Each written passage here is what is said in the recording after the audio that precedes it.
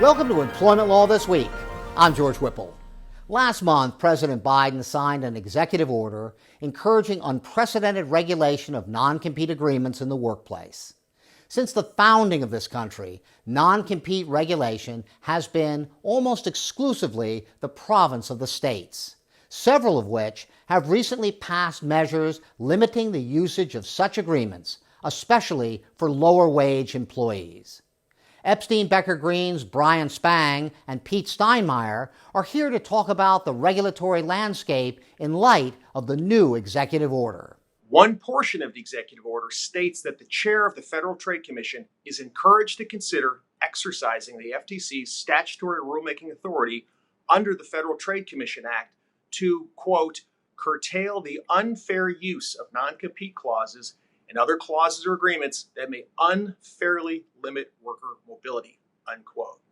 Notably, that paragraph does not mandate that the FTC do anything, and many commentators have questioned the extent of FTC authority to regulate non-compete agreements. The FTC does have statutory authority to prevent unfair methods of competition which affect commerce, but the laws in the 47 states which currently permit non-compete agreements already prohibit unfair restrictions which are not supported by a legitimate business interest.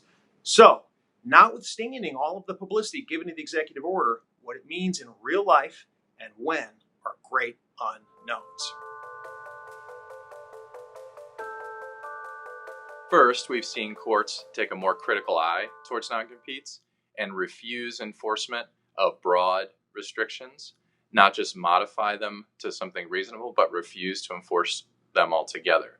Second, numerous states have passed laws in recent years regulating non-competes. Illinois' legislature recently passed a bill that encompasses a lot of the trends in recent developments for non-competes across the states. First, it bans non-competes for employees making less than $75,000 and bans non-solicits for employees making less than $45,000. This is an example of a trend across the states banning non-competes for lower wage workers.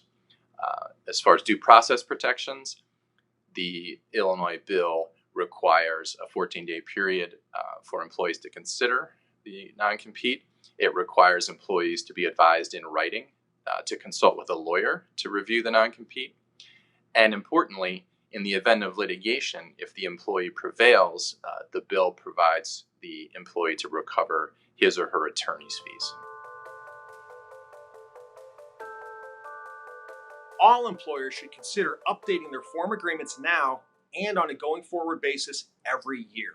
There's so much change afoot in this area that employers need to be vigilant about applicable requirements. Given this changing regulatory environment, employers should use this as an opportunity to reassess which employees truly warrant non-competition and or non-solicitation agreements. Only critical employees or employees with critical information should be asked to sign them. Employers with operations in multiple states and employers with remote workers in multiple states should be aware that the non-compete law of the state where the employee lives is likely to be the law that governs, particularly if that state has a statute governing non-competes. And finally, all employers should consider moving to garden leave agreements rather than traditional non-competes. Thanks, Pete and Brian, and thank you very much for watching. We'll see you next time.